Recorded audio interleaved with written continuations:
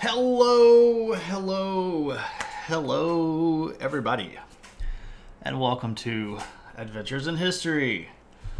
Hope you all are having a wonderful day. I've had a pretty good one myself. I do have to admit that I'm a little bit sleepy. Um, I don't know why. I went to bed really early last night. I slept all night long. Somehow still managed to wake up before my alarm, but this is how life goes sometimes, right? But yeah, I hope everybody's doing well. Hey, Fid, good to see you. I hope you and the family are doing well. Yeah, it's been a pretty fun week so far. We've had a hurricane, the same hurricane that is now causing absolute. I shouldn't laugh during this. It's actually pretty serious. The same hurricane that is causing a lot of trouble for some of our friends up in the New York, New Jersey, Pennsylvania, Maryland area. I do have friends up that way. I hope all of you are doing well. I tried to reach out to some of my friends. I've heard back from one of them and said that they got flooded, but I don't know if that means like their place got flooded or if it's just generally like it got flooded in their area. So I hope everybody up there is safe. We've got really good friends of the chat that are from that area. I just realized that I should have messaged one of our good long-term friends here on the chat and checked in on him, and now I feel bad that I didn't. So, catching a live stream? Yeah. Hey, Ametrand. Best greetings from Sweden. Good to see you as well. Yes. The storm here was not as bad as it initially seemed for my area. Now, there are parts of the United States where it did hit very, very badly. So if we look at this region right around in here, the southern tip of Louisiana, and especially this island right here, they got hit very, very hard. And there's a lot of property damage and a lot of sort of just, kind of chaos. There's still thousands of people that are in this region right here that are still without power. So the storm sort of came this direction, and it's moving off in this direction. And as of last night and this morning, is actually causing quite a bit of trouble around this region up here in the States. So I have friends. I definitely have friends. I do definitely have friends. So Metrand, hello and welcome. I'm so glad that you get to catch a live stream. I know that it is very early in the morning there for you. So thank you for making the effort and for hanging out. Hey, Yafagage, good to see you. Friends, friendly friends. Time to meet my friends. I have a social life.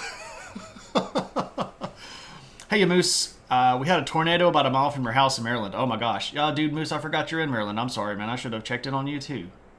Your friend's house in New Orleans flooded. Yeah. I've been a bit preoccupied today. Got some kind of bad news about some family stuff. It's not anything that I can necessarily share here on stream. I'm personally fine. My wife, Brittany, is personally fine. But we've got some family members that are not doing so great right now.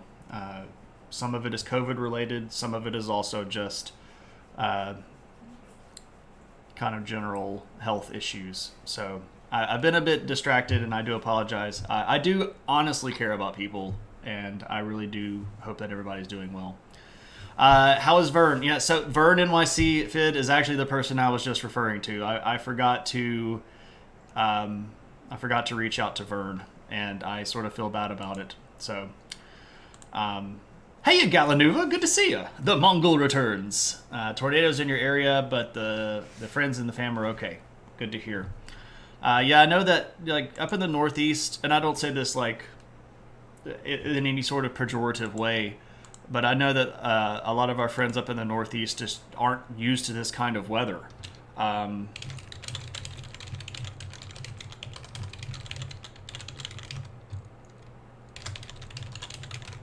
I'm sorry, I'm typing a message right now to Vern.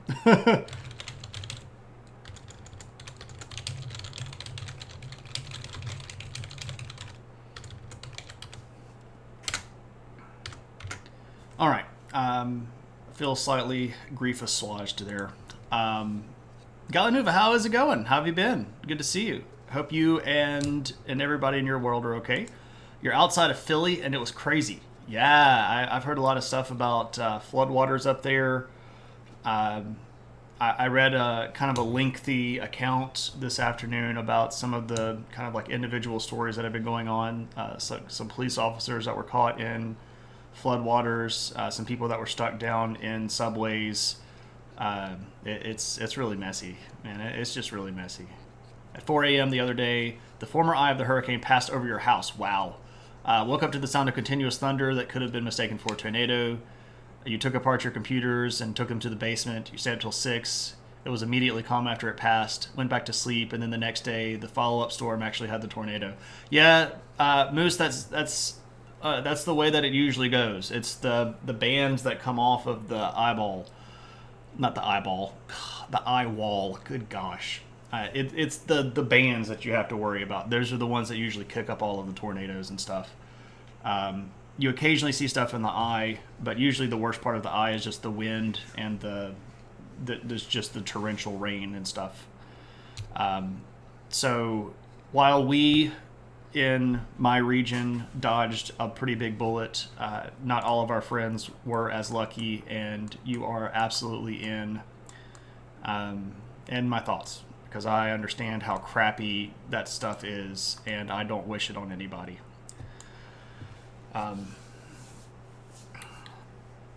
All I can say as a sort of cherry on top of this Sunday is it's almost like the climate is changing. But I know that's a topic that gets some people heated. Sips coffee. Okay, so yeah, welcome friends. I'm glad that you all are here. I am honestly very glad that you all are okay. I appreciate the fact that I have found people that are on the internet that I can care about. That's terrible cherry. I don't want that cherry. It's the cherry on top of the crap sundae, right? It's not a good sundae. It's a crap sundae. It tastes of arsenic. All right.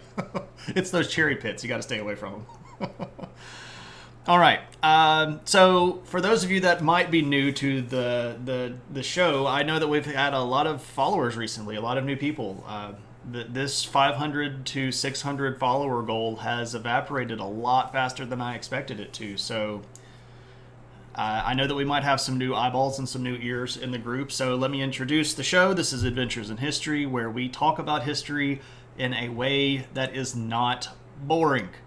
It's not boring because we make fun of stuff, and we make fun out of stuff, and we joke, and we shoot the breeze, and we hang out, and we chase rabbits, and we'll end up arguing about which one of these movies that came out in the 80s is the better version, or if the reboot actually exists or not. And we just kind of have a good time, because history doesn't have to be, the boring subject. It's really just what a whole bunch of people did way back in the past. So it's a fun time. So yeah, we're almost there. We see right here, we're at 591 of 600.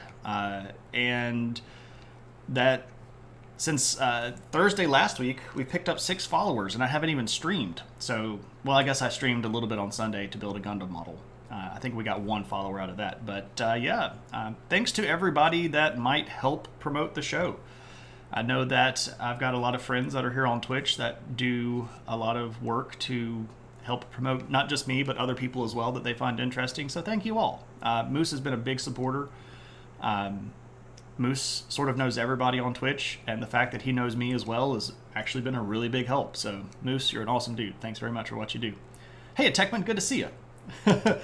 Yeah, we could just be Shade. That's fine. I mean, I am technically not a professor. My job title does not include the word professor. Profriender. I'll take profriender. I'll take it. I'll be your profriender. I am the great profriender. See how easily I make song puns? Okay. Um, okay, so yeah, tonight we're actually going to talk about some new people in Adventures in History. And the the point of Adventures in History is to go through history chronologically. So we have literally been going through history since humanity began, way back something like 220 plus thousand years ago. And we're all the way up almost to, well, if you throw in the viewer request episodes, we're over 100 now, which is remarkable. I never thought that I would have a show that would go more than 100 episodes. So that is absolutely remarkable, and thank you all. It would not have happened for you all. You have been keeping an eye on the timeline of the streams. Yeah, so we're inching closer. We're getting there. So we are covering history in phases because it's a little bit too hard to go year by year. Instead, what we do is we go sort of century by century, and we look at all of the different people that are changing and moving and shaking and doing things, and we go century by century. And it just so happens that in the 3rd century of the Common Era, or the AD period, whichever one is comfortable for you, we get to talk about some of the kingdoms that start up in Southeast Asia. So I have the map here on broadly what we consider Southeast Asia. There are a lot of countries in this area today. This is the countries, well, I guess I could actually turn on the borders and then we could look at the countries, but, you know, that would be me thinking ahead and being intelligent. So we have Vietnam and Laos and Cambodia, and we have Thailand and Myanmar, and we have what is right down here, Singapore and Malaysia and Indonesia, and the big island of Borneo here that's broken up into 4 or 5 different countries, Brunei and parts of Indonesia as well. We are going to be looking at a lot of these regions, and we're going to have to start back in the Stone Age period because, of course, these people didn't come out of nowhere. But the thing that we can always sort of count on, if you will, about bringing in new people is that for a vast majority of their early history, they're probably not going to have a written language, which means that we're going to be able to fast forward a little bit through history because most of the stuff that we have is going to be sort of interpreting artifacts. So we're going to start way back when humans first showed up in this area, and we'll get all the way up to the actual kingdoms that are around in the 3rd century tonight. And one thing that I do have to say, and this is sort of unfortunate from my perspective because I basically just want to know everything. There has not been as much archaeological work done in Southeast Asia as other places of the world. And a lot of this has to do... I'm Spartacus! I'm Spartacus!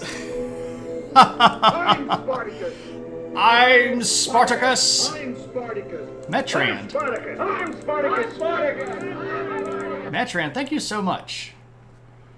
Been a while since the last stream. Having your first week at uni, studying for a bachelor's degree in archaeology and ancient history. Look at there!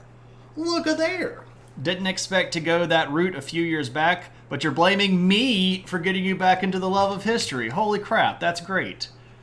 Well, that's great, Metran. If you need any help with anything, you message me on the Discord and I'd be happy to help you out. Also, hey, a Drop Bear. Bro and Co, just doing the lurk. Yeah. Are they just building over top of the ruins? So one of the things in Southeast Asia is that unfortunately for archaeology, a lot of the region is not very good for preserving archaeology. It is an area that is very temperate. It is an area that has very high humidity, and it is an area that has a lot of rainfall, which is all bad for preserving a lot of artifacts because mold, rot, decay, it's just all messy. I didn't start the fire. Foggage, I'm glad that you brought up the fire. So we had a couple of community goals, and we met both of them. The first one was to have a History of Middle Earth stream. We will be having that sometime in the next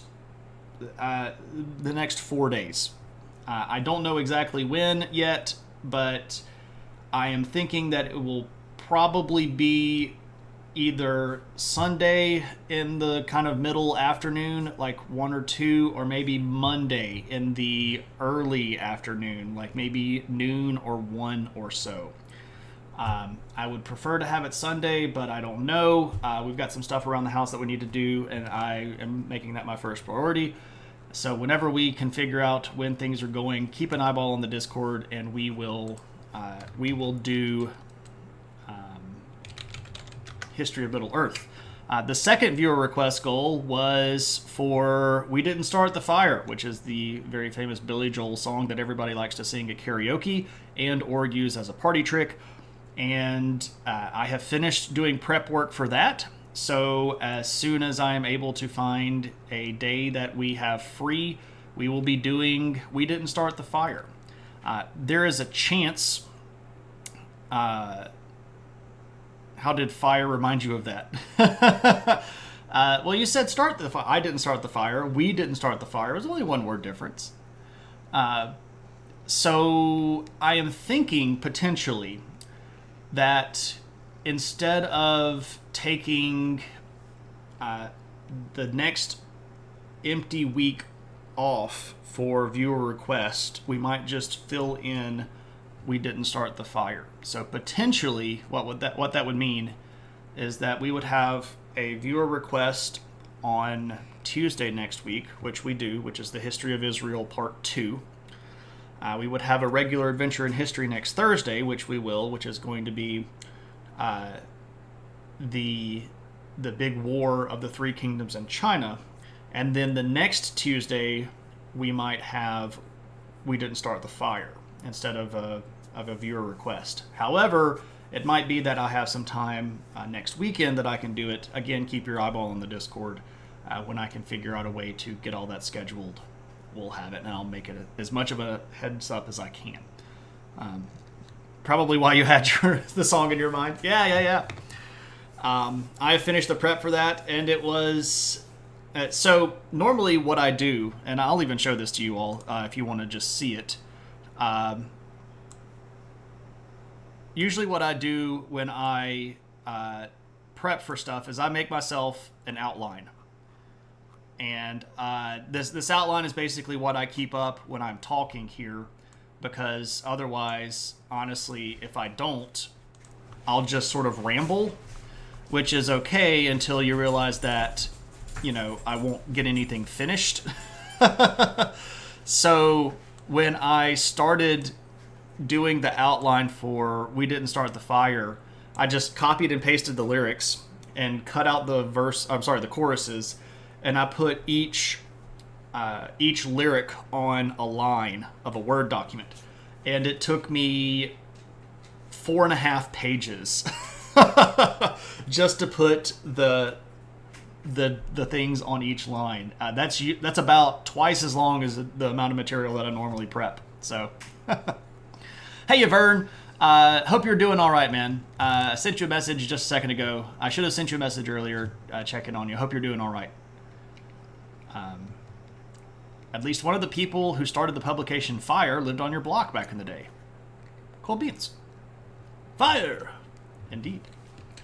But seriously, Vern, I hope you're okay in the craziness. I hope everything is all right in your world. All right, so with much less ado, let's talk some history. All right, so when we start talking about our first people that lived out in this area, one of the things that we have to remember is that when humans first showed up to this region, it was about 50,000 years ago. All right, and the immigration group that is coming into this area had just made its way through India, and they were coming down this direction. Now, we have to use a bit of our imagination, because way back 50,000 years ago, this region looked dramatically different. If you can see the light colored area here, that is regions of the ocean that are now underwater that back 50,000 years ago would have been above water. And what that means is this entire region right here would have been land. You would have been able to walk over it. There would have been a lot more area. There would have been a lot more, flora and fauna, more ability to support populations.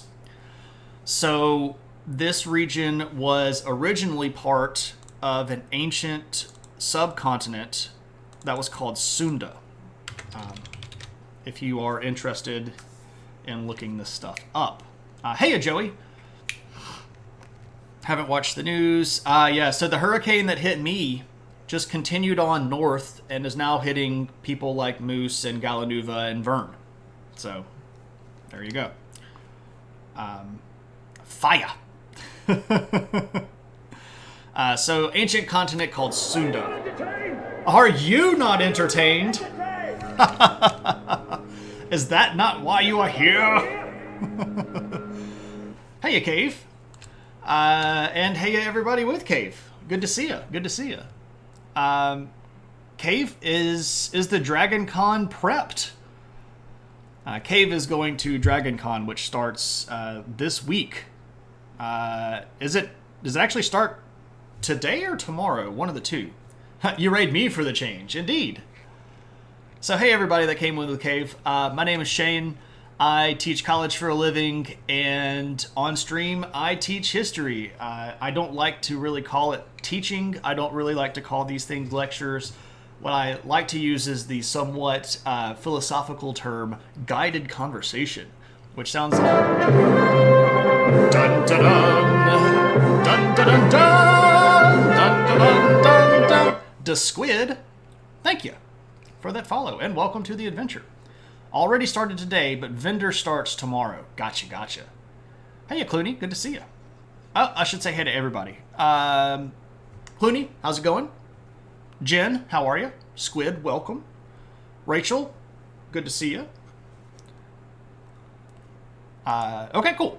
All right, so yeah, and tonight we are talking about Southeast Asia, which is a pretty interesting region.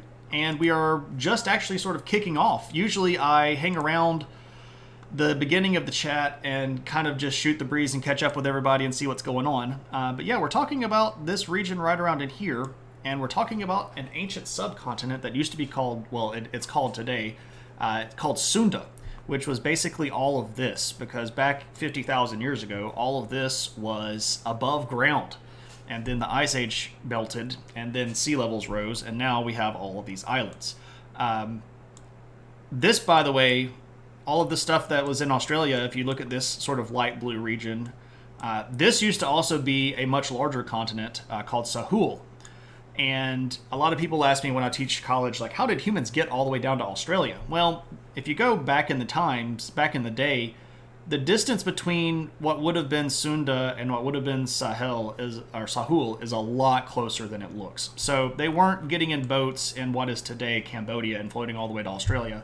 They were walking down to mostly right about here in Indonesia, and then they could see the islands that they were going to and probably just made rafts and floated around. Oh yeah, Zealandia. So there used to be another big continent over here, and you can actually sort of see the remains of the borders of that continent. It's sort of sliding under it. They recently discovered what would have been the old continent of Zealandia, which is down here by New Zealand. Atlantis, Numenor, yeah. Tolosea is actually the name of the island, where Numenor is the kingdom, but you know. Now we're talking geology. There's a few geologists on Twitch. There are a few geologists on Twitch. One of them is Rocket Sage, who, let me see if I can shout out. I don't remember if I can remember how she spells her username. Is that right? Hey, there we go. If you want to learn geology and hang out and talk geology on Twitch, go follow Rocket Sage. Which I guess is probably over there for you. Yeah, go follow Rocket Sage. Pretty cool chat. Did Shane say if you go back in time? So for those of you that do not frequent the channel, Vern has a working theory that I'm actually a Time Lord and that I have a hidden TARDIS somewhere, and that's how I've acquired all of my historical knowledge. I literally just go hang out and watch. Rocket Sage and Volcanodoc. Huh. I'm not familiar with Volcanodoc. But cool, yeah. If Drop Bear says they're good people, I trust Drop Bear. You can trust Australian people, right? They're trustworthy. That's how they got there, right? It's a bit of a joke. I don't think that you're a criminal. Cool beans. Okay, so yeah, Sunda, 50,000 years ago, all of this would have been above water. And there were a lot of people moving through. So I guess I should say one more thing. If you're in the room and you're hanging out, feel free to chat as much as you want to. Make sarcastic comments, lead us off on tangents or rabbit chases, make really bad puns, tell dad jokes. It's all good here because we're all friends and we're all hanging out, right? Especially Drop Bears. Oh, yeah. If I went to college, I would have become a geologist specializing in volcanology. That's really fascinating stuff. I was really fascinated with volcanoes growing up. I especially liked, and I know this is going to show my age, but one of my favorite things that I remember distinctly was LeVar Burton on TV talking about the different types of lava and how some lava is really smooth and it's called AiH, and some lava forms these pokey little parts that are really sharp and they're called ahoy hoy. So, or maybe it's the other way around. Maybe the sharp ones are called AiH and the smooth stuff is called ahoy hoy. I can't remember now, but there are two different types of like hardened lava, and now I feel silly because I made such a big deal about remembering it. I remember LeVar Burton talking about volcanoes, so don't hate on me. Anyway, LeVar Burton is amazing, and he's a cool dude. Not that I've met him, but he seems like a cool dude. Okay, so the people that are living down in Sunda, show your age. That's cute. You still have hair. It's getting thin up here. You can see it. You can see, like, if I'm being honest, I'm not. It's a lot shorter right now because I just gave myself a haircut, but I am not as full haired as I used to be. My hair used to be so thick that it's the last step of manhood. Hey, sci-fi, good to see you. I remember him talking about the different types of desert cacti. Yeah. The saguaro, and yeah, man, I used to love friggin' reading Rainbow. That stuff was the bomb. I love that show. Anyway. So we moved through about 50,000, and there are people that are hanging around there, but of course all of our people back that far are hunter-gatherers in the extreme. This is like even before we had even the barest hint of any sort of agricultural movement, and that's the way that Southeastern Asia is going to stay for a long time. I will note, though, it's actually really interesting if you look at the genetic diversity of Southeastern Asia, because as the water level receded, it did become pretty clear that some of these populations became somewhat isolated, and we have some of the more interesting hominin genetic groups that show up down in this area, like Floresiensis, which is what people refer to sometimes as the Hobbit people. But even recently, a couple of weeks ago, or maybe it was last week, there was a big study of some bones that had been discovered in the Philippines that showed an overwhelmingly large amount of Denisovan DNA. So there's some interesting people groups that are down in Southeastern Asia that end up getting either partially isolated or completely isolated, and then developing some pretty interesting genetic differences down in Southeastern Asia. Hey, Z-Lash, good to see you. LeVar Burton had a great short story podcast where he read short story. Oh, now I'm going to have to go find that. I would totally listen to LeVar Burton read short stories. I'm being visited by a puppy. If you would like to see the puppy, she is right here. Hint, hint. So there's going to be another fairly substantial migration of people through this area about 3,500 years ago. And there's Joey. I figured it wouldn't take very long. In a similar hair club, wondering if it's been a detriment to your acting career with your agency. The folks you do auditions for don't do much for the 100 plus auditioners. Aw, Techman, I doubt you're 100.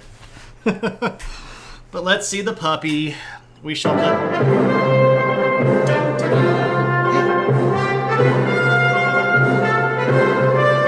Hey, you want to come see me? She is itching at the moment. Hey. Hey, your fans want to see you. Come here. Come here. Come here. Come here. Come on. Come on, puppy. Kaylee. Hey, Kaylee. Come here. Where are you going? Do you want to come up over this one? No, she's going under the table now. Where are you going? Do you want to come up this way? Come here. Come here. Come on. No, was that not far enough back? Come here. There we go. There's the puppy. Hello. Hello. It's a good puppy. It's a good puppy. You look right here. You just want to show them your back. It's very rude. You don't look at your fans. Come here. You big baby. Come here. You don't like where you are? Come here. Come on. Look right here. Look right here. Look over here. There's a pop. Oh. I'm getting slobber attacked. And you can't really see her because she's off camera, but here, come here. Stand up. Stand up. Come here. Oh, here we go. Oh, the big puppy. There we go. Oh, yes. It's a big puppy baby. Oh, my goodness. It's a big puppy baby. It's a big puppy baby. Oh, my big puppy baby.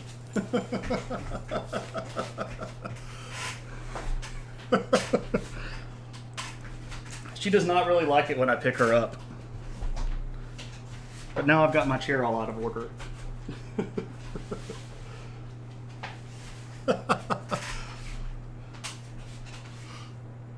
Gravity is your god. Thank you so much for that follow, and welcome to the adventure. I hope that I did not put you off by the first real experience that you have on the show here being me having a giant puppy in my lap. But that is the puppy of war. Ba-dum-bum-bum. Ah, there we are. I see you. Apologies, Techman. I missed the LeVar Burton reads. There are 110 episodes so far. Ooh. It just so happens that I'm almost done with the book series that I'm listening to on the way to work, so there we go. What's your best way to keep up to date with current news of the past? Any specific forums you frequent? Any magazine, papers, etc.? Metrian, let me catch up with chat, and then yes, I will give you some links here in chat that are good to look for. Water always flows to the lowest point, and it seeks its own level. It can't conform around spinning balls shooting millions of miles through an infinite universe. The only thing that your authorities sent to space was our fragile minds. Wow, that's interesting. Are you proposing that the Earth is flat? We can have that conversation if you'd like. Your favorite story was on what does it mean when man falls from the sky? You love it so much you got the book of short stories that came in. Cool. We now interrupt the 1st century AD by introducing the puppy. The feel like the puppy brings the viewers. Yeah, I know that the puppy brings all the viewers to the yard. The puppy is the star of the show. I'm just the guy that sits in the interim, right? Look at Cave's maps. It looks flat. There we go. I mean, there we go. There we are. All right. You think the Earth is a cube. I tend to think that it's a disc that rides on the top of 4 elephants that are all standing on top of a giant turtle because Terry Pratchett told me so. And we can't argue with Terry Pratchett because he's dead now. So, there we go. All right.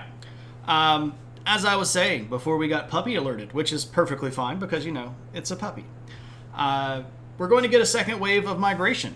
For about 3,500 years ago, there's going to be a group of people that are coming in from South China and the Taiwan area, and they're going to move. Where's my map? I lost my map. Here we are. So basically from this zone right around in here, and they're going to move down through these islands and down through this area, and this is the migrational group that is eventually going to spread out effectively all the way through the Pacific and sort of be the grandfathers of most of these Pacific Island people. That group is a Neolithic group. They're going to bring with them some advanced tools. So you're going to see the what we call the toolkit change in this region during that time period. This would have still been what we consider the Stone Age, though. So we're still in the Neolithic region of time during Southeast Asia, but we're getting there. By the time we get to about 2,000 years ago, about 2000 BC or BCE, we're going to start seeing the first evidence of agriculture. And what we're looking at here is, of course, the wet rice agriculture that had become ever so popular in China, that had begun to spread out all over Eastern Asia. When that gets down into Southeastern Asia, this is going to be what spurs that good old-fashioned thing that we call the agricultural revolution. The agricultural revolution is that point on the seesaw where you can make more food than you eat. And that's a good point to be at, because then what this does is triggers a whole bunch of additional changes. For example, there are some people then that do not have to work, and this is going to allow for specialization. You're going to be able to have Jimmy that goes over and just makes baskets. Of course, the first things that are going to specialize are the religious leadership and the political leadership, but then soon after that, you're going to start developing skilled craftspeople and individuals that are what we would call artisans, right? Hashtag case closed, right? Atuin, indeed. The turtle moves. The turtle moves. Hail, great Atuin. Sure has a lot of squares on it, but indeed, it does. You got all those, lines of latitude and longitude. It looks all squared up to me. And of course, if you use the Mercator projection, everything gets blown way out of proportion. Hashtag I hate the Mercator projection. Terry Pratchett, thus flat earther. Also, all natural disasters are caused by foul elephants and a tortoise. Hey, there used to be a fifth elephant, and it crashed up in the north, and that's where we all get to mine our fat from. Because we all know that the dwarves have the best fat. Hey, Mercator has a place. It does have a place if I'm sailing in the 14 and 1500s, but in the modern world where we don't need it anymore, we should get rid of it because, no one projection is perfect unless you use a globe. Drop Bear, I know. I'm aware. But the Mercator projection has actually been used a little bit perniciously in Western mindsets, especially in Western education, to literally magnify people that are in certain areas and literally diminish people in other areas of the globe. Hey, Snowlock Holmes, good to see you. How are you? How have you been? You mean the U.S. is not the center of the world? No, it isn't. It really isn't. And in the grand scheme of things, the United States is still really, really young. you project your own issues into Father Nature. Yeah, forget it. Excited for this week's talk since you spent most of your life in Southeast Asia. Awesome. What parts?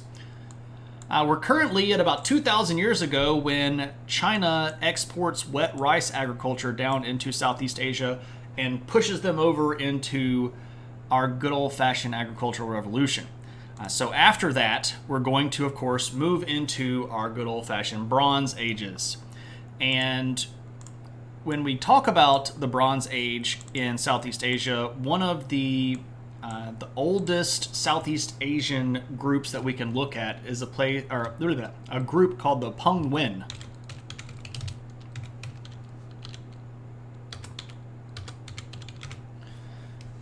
And we all know that I can't type, so I apologize for that. Peng Wen. These people show up about 2,000 years ago or so, and they're going to be one of the first identifiable Bronze Age cultures in the area. There is a particularly important archaeological site at a place called Banqiang.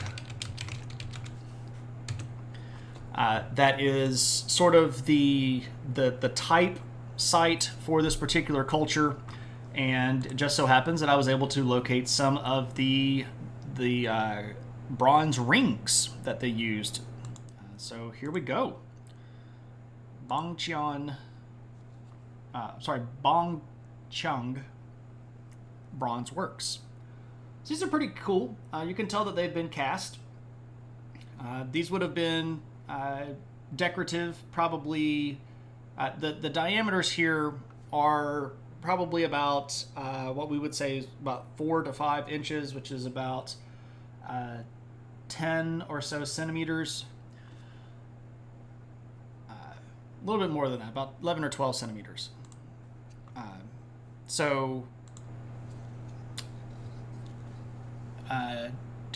According to every alien invasion movie, the U.S. is the center of the world. Well, yeah, I guess that's true. Interesting considering Shang-Chi comes out this weekend. I literally did not plan that. If I had, I would have probably switched this one for the episode of China. I believe Shang-Chi's majority background is Hong Kong, I believe. I'm not 100% certain on that, though. Also, the U.S. is the center of the world as the biggest pain in the rear end to the alien invasions, according to theatrical. Yeah, sure, right. Because, you show up here and then we've got Will Smith and we blow you up, or a little girl throws water on you. Vietnam and Cambodia, and occasionally visited Thailand during your time in Cambodia. Awesome. Snowlock Holmes, I am honestly jealous. I would love to go to Southeast Asia. It is a cool place, and there are really, really cool peoples over there. So around 2000, we start seeing bronze work being done. And this is going to be, by the way, Banqiang, the site where those came from, is in Thailand, modern-day country of Thailand. And this is our oldest example of bronze work being done in this area. I know nothing. These are new Marvel characters for me. Yeah, there we go. R.I.P. Hong Kong. R.I.P. Hong Kong. Yeah. R.I.P. Hong Kong. Alas. I guess we don't need to... Well, I mean, we could dwell on that, but I don't know if it would necessarily do any good. I could have told you that was going to happen. And especially when the world just decided that they were going to sit back and let it happen because they care more about money than they do about freedom. That's what happens. All right. By the time we get to about 1000... we're going to see Bronze Age culture start spreading. And when I say spreading, I mean spreading through Southeast Asia. And we end up with this particular type group called the Dongsun. Dongsun culture is going to be pretty prevalent in places like what is modern-day Laos, Cambodia, Thailand, Vietnam. But it's also going to spread all the way down into Indonesia. So you're going to start seeing bronze works from this particular physical culture that go all the way down into these islands down here in Indonesia, especially the big island right here of Sumatra. So pretty cool stuff, right? I did say Dong. Hey, Kelly, good to see you. What happened in Hong Kong aside from COVID? China basically decided that Hong Kong is no longer free, forced them to change their laws, and are now cracking down on all free speech. They've closed most media outlets that had any sort of independent streak. They've arrested a whole bunch of people. They have been extraditing people out of Hong Kong and into China to basically put them on trial for trying to have freedom and throwing them in jail for inordinately long periods of time. So, yeah. Hong Kong's independence and freedom is effectively no longer a thing. Jeff Goldblum is the alien computer. Now we've got the big brain power going, right? Now we've figured it out. The reason that he could hack an alien computer using an old MacBook is that he actually is the alien computer. Yeah, I get it. I'm with you. Thailand is such a beautiful country. From the stream you saw of it during a couple's honeymoon, Thailand is beautiful. I really envy our friend Sci-Fi Dallas, who's going to go get to spend quite a while stationed in Thailand. That's going to be cool stuff. So let me show you some cool stuff that comes out of our Dong Sung culture. One of the things that they sort of become kind of famous for in history is these things, these giant drums. These are all cast bronze, and a lot of them use a technique that is not really popular anywhere else in the world during this time. And there's some evidence that they might have been sort of the progenitors of some of these bronze working techniques. But basically, you make the form out of wax, and you put the wax inside of your mold, and then you and the mold, by the way, is at that point sort of tightly packed sand around this wax. And when you pour the metal in, it melts the wax, and the metal takes the empty space of the wax. But this is a giant drum, and would have been pretty loud, I would suspect, if you banged on it. So, but it's pretty cool stuff. Really interesting. Cannoli. I'll take things that won't end well for 1,000, Alex. Vietnam, Cambodia, from your experience, is beautiful architecture, usually from the Buddhist temples. Yeah, well, and we'll actually talk a lot about where that stuff comes from, and not too far from now in the stream. Hoping to get out to go traveling more in the future. You spent 3 weeks in different parts of India. Oh, I'm jealous of that. I'd love to go to India. But you've never really been outside of Sweden. You would love to go see more of Asia and the rest of the world, of course. Yeah, lost wax. There you go, Kelly. There you go. So that drum is 1,700 years old. Well, it's actually older than that. This is about 1,000 BC. So it's like, what was I trying to say? That's like 3,000 years old. Yeah, so it's pretty far back there. Very well preserved. Yeah, it is. It's pretty interesting stuff.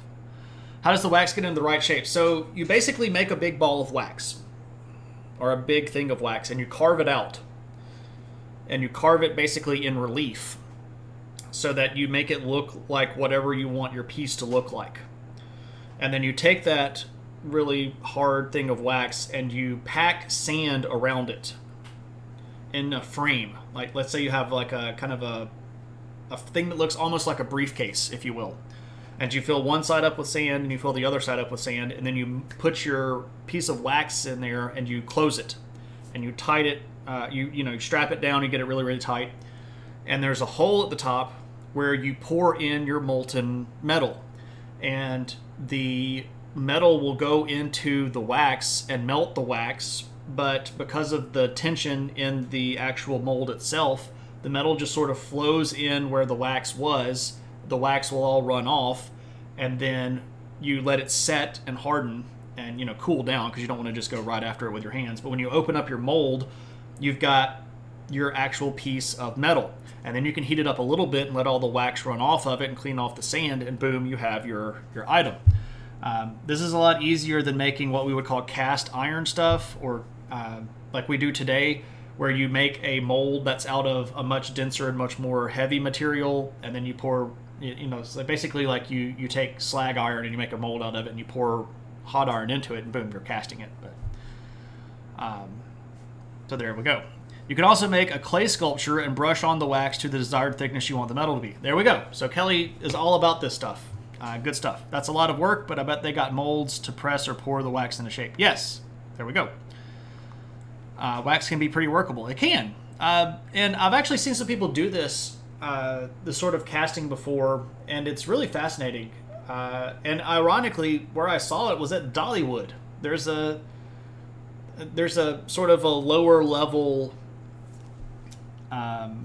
amusement park here in the United States that is owned and operated by Dolly Parton, a very famous country musician.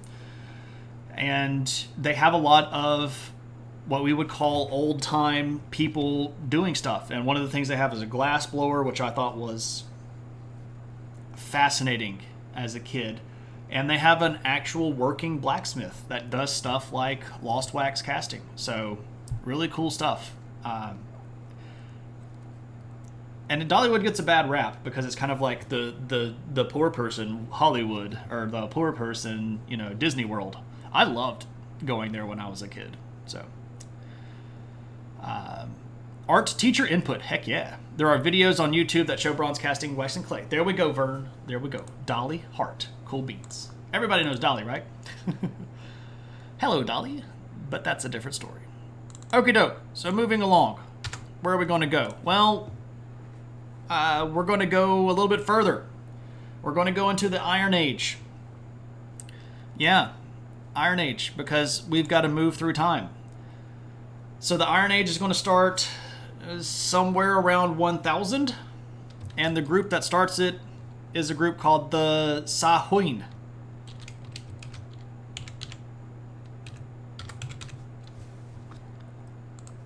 Sahuin. And they are some of the first people that start working iron in this region. And what's really interesting about them is that if you start looking at these people, these are going to be some of the first people that really start figuring out that Southeast Asia is part of a kind of a wider world. And by about 500 or so BC, you're going to start seeing these people in Southeastern Asia, especially the Sahuin culture, trading with their regional partners. And this is going to include India, and it's going to include China. Everyone loves Dolly. She's a national treasure. You move through time at 1 second per second. I do too, Clooney. I do too. Which is kind of slow, but it's really as fast as I want to go. You knew a lady who took a bunch of photos of her head, turned that into a digital model, 3D printed that at maybe 120 scale, poured silicone around that, and used the silicone mold to cast busts of her head. Hey, if you've got a following and you can make it work, make it work. Maybe I should make 1/20th size busts of me wearing the adventure hat and like pointing heroically into the... Build myself a little adventure store online. There's a service that will scan you and do something similar and then turn you into a doll. Getting ahead of the business, right? Right? There we go. I appreciate that. Dolly Parton once lost a Dolly Parton lookalike contest. Did not know that. Photos are always more interesting if you're pointing at something. Indeed. Or looking at something avidly.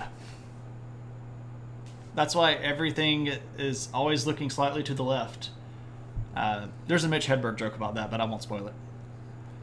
Get ahead in the world? Yeah. Didn't Charlie Chaplin as well? Yes, there we are. That's what I was thinking when I heard that. I was like, I thought that was Charlie Chaplin, but I wouldn't doubt that it was more people than just Charlie Chaplin. So, Sahuin people are trading with people in India, they're trading with people in China, and we can see that things are changing pretty rapidly in the world because we also start seeing a big change in burial customs. That's right, when you start burying your dead, you can tell that something has changed in your world because now we care about Jimmy because he's dead, but he's also maybe not dead, so we've got to take care of Jimmy's body or otherwise Jimmy's spirit will haunt us for the rest of his life, or afterlife. Was Charlie Chaplin at the Dolly Parton lookalike contest? I don't know, maybe. I don't know if they actually lived at the same time. I doubt Dolly Parton would have been popular enough to have a Dolly Parton lookalike contest while Charlie Chaplin was still alive. But I don't know where the overlap is there. I don't know when Charlie Chaplin died. But we start burying our dead. And I've moved my pictures, and I shouldn't have done that because, unfortunately, what that means is now I'm going to switch back over here, and it's going to be off-center. Yes, there we go. So this is a Sahuin burial jar. This is actually really, really big. It is big enough to fit a person inside because you bury people in jars now. Apparently that's the thing.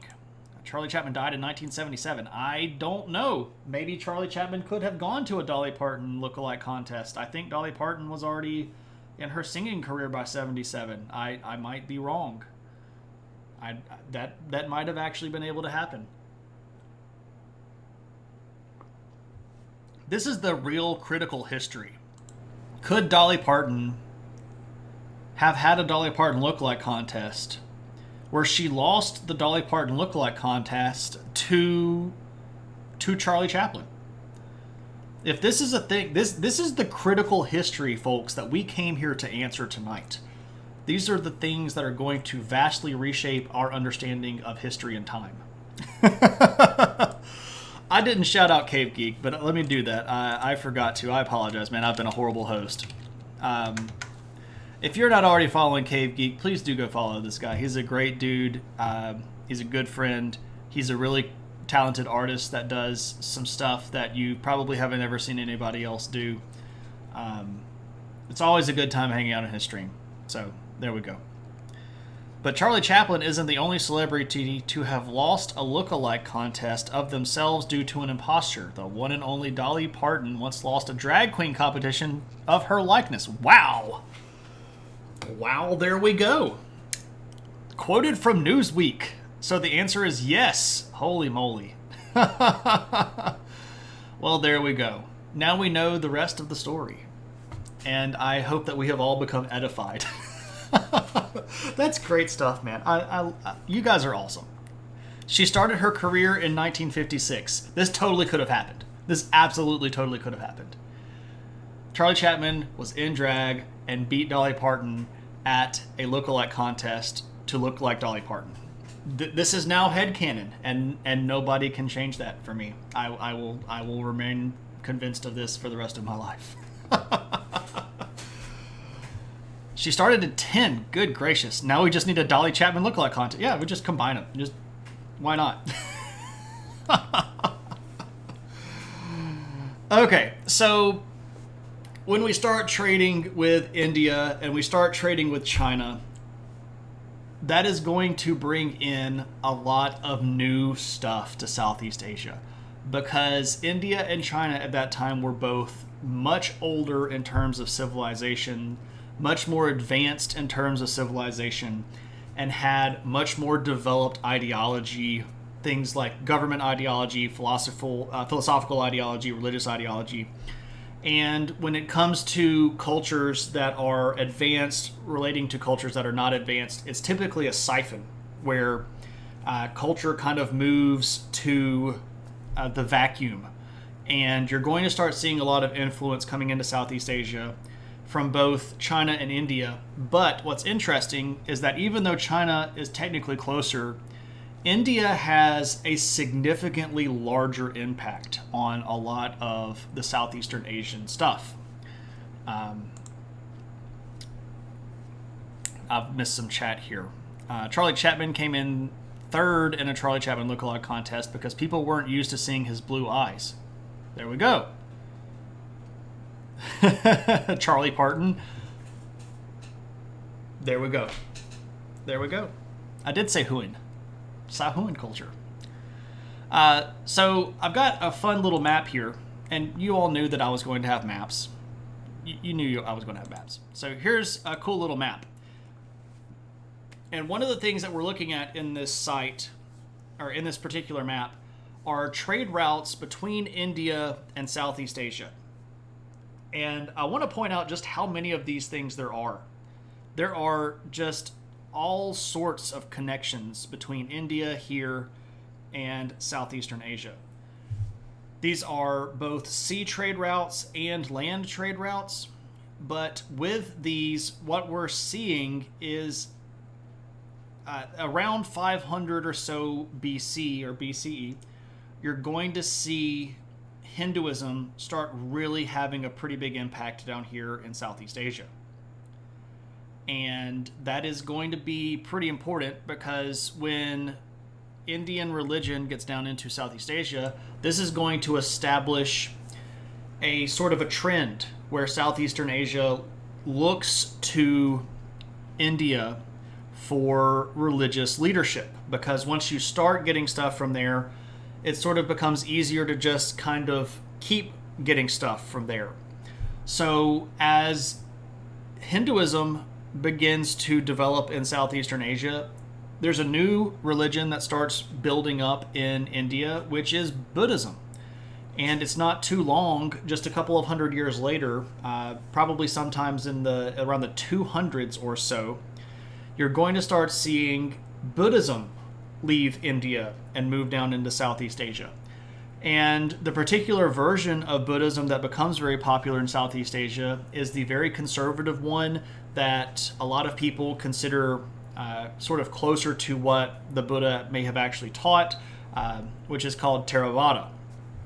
And this is the sort of the very contemplative, very quiet Buddhism that is the Buddha statues that they have are the people that are in, like, they don't have the fat Buddha statues. They have the sort of regular thin Buddha statues. Hey, Allie, good to see you.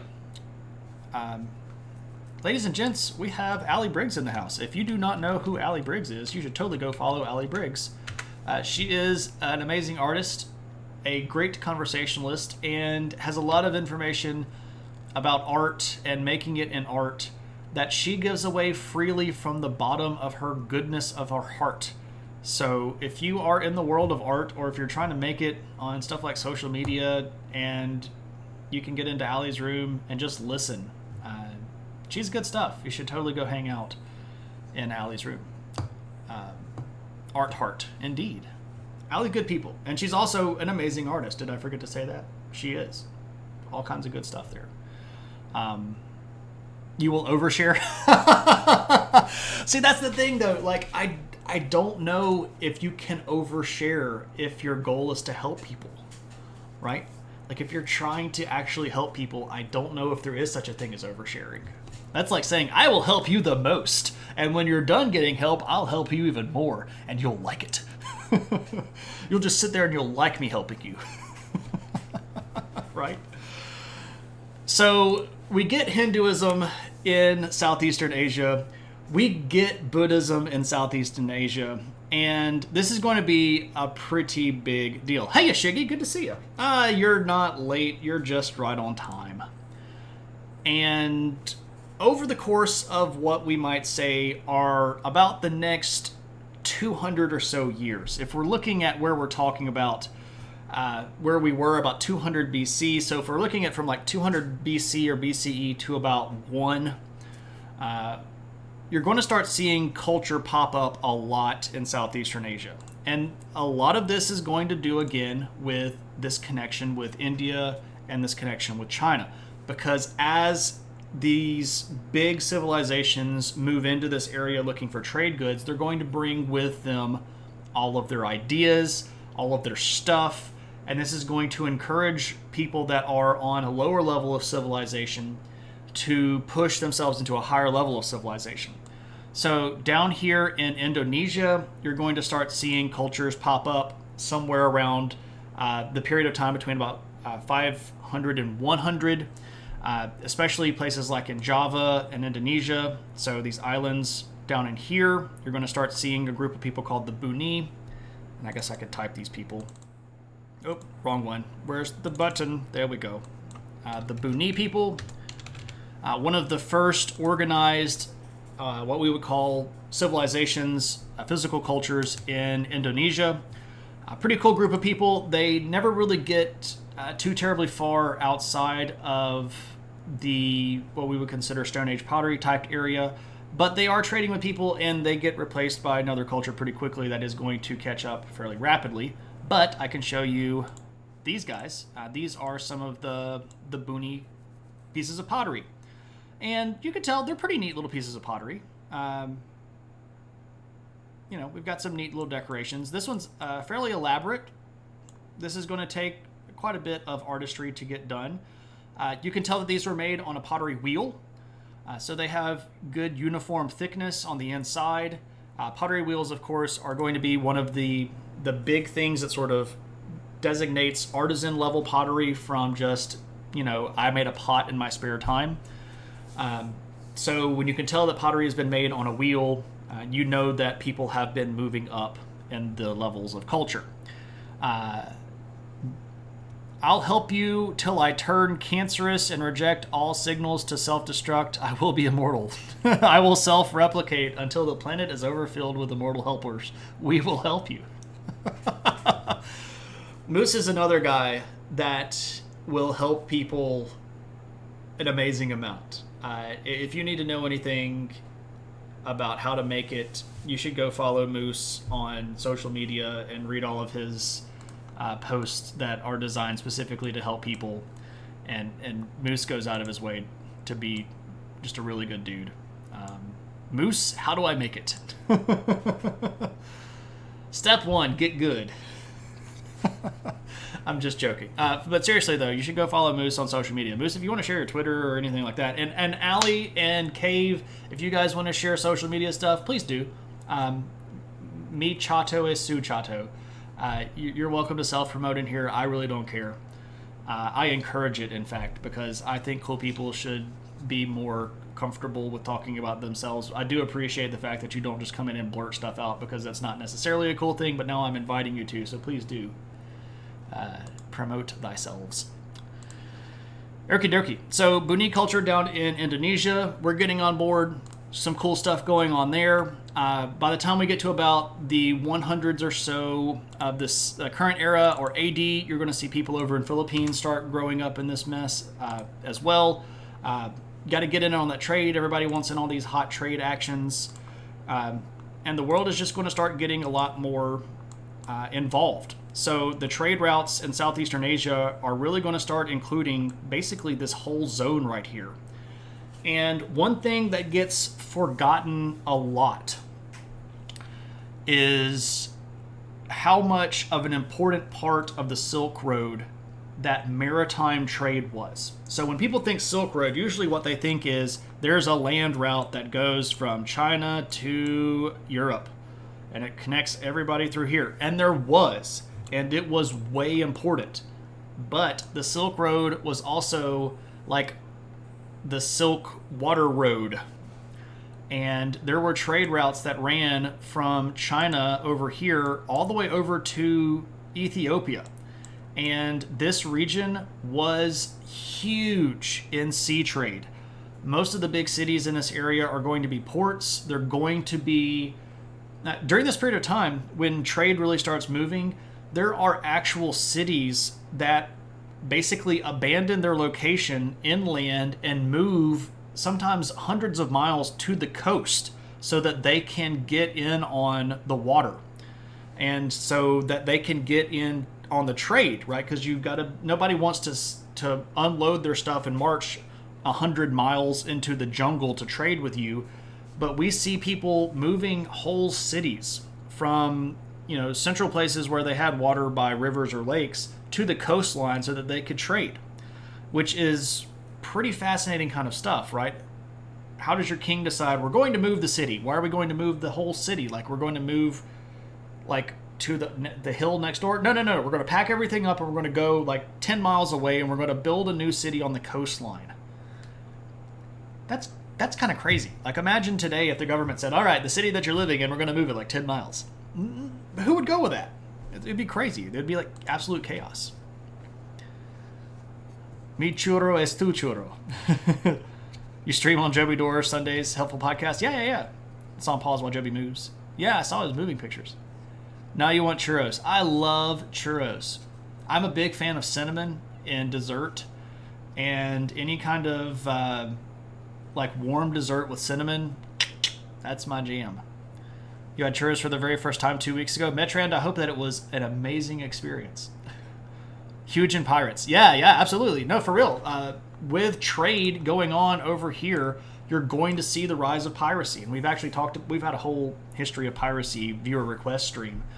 And a lot of the big people that I talked about were people that were doing piracy over here in Southeastern Asia and China. Don't they move whole cities in China? Joey, it's more like they build whole cities and then move people there. That's something that they also did in communist Russia under Stalin. They would build new cities and then round people up and force them to move to these cities. So it's not the same as moving the whole population to the city. The premise is similar, but the reason is different. Do they make cinnamon jam? I don't know. Cinnamon is one of your favorite spices? Yes. Indeed. Which is why you like spice cake? Yes. I'm done. See, eggnog is not my thing. I have this thing where like I drink eggnog and the taste isn't that bad, but then like the I'm Spartacus! I'm Spartacus. I'm Spartacus! I'm Spartacus. I'm Spartacus! I'm Spartacus! I'm Spartacus! I'm Spartacus! Anonymous gifter. Thank you so much, Anonymous gifter, for gifting Techman a sub. Techman, welcome to the adventure. You're now Spartacus. Welcome to your new house. It's in our new Siberia colony, right? Speaking of piracy, you're sewing a pirate outfit for your boyfriend based on the Barbary pirates of the Ottoman Empire. Hey, yeah, the Barbary pirates are crazy bad. They run the Mediterranean like a beast for hundreds of years. They showed up in the History of Pirates stream as well. Hayreddin Barbosa. Yeah, he was in our History of Pirates stream. Galanuva, I don't know if you were here for the History of Pirates stream, but we talked about Hayreddin. It took some trial and error, but you found an eggnog that didn't burn like crazy when swallowing. Okay, so I don't drink eggnog with the alcohol in it. Because I don't drink alcohol. But when I drink eggnog, it has that thing where it basically makes the inside of my mouth feel like it's coated with eggnog, and it's a textural thing, and I just can't handle it. The VOD should be available, and it should be marked in the viewer request stream or section. Paradox likes the one that has alcohol in it.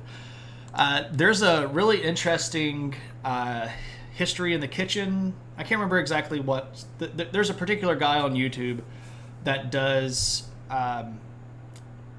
like historical cooking, and he goes to look for historical recipes and then does historical cooking.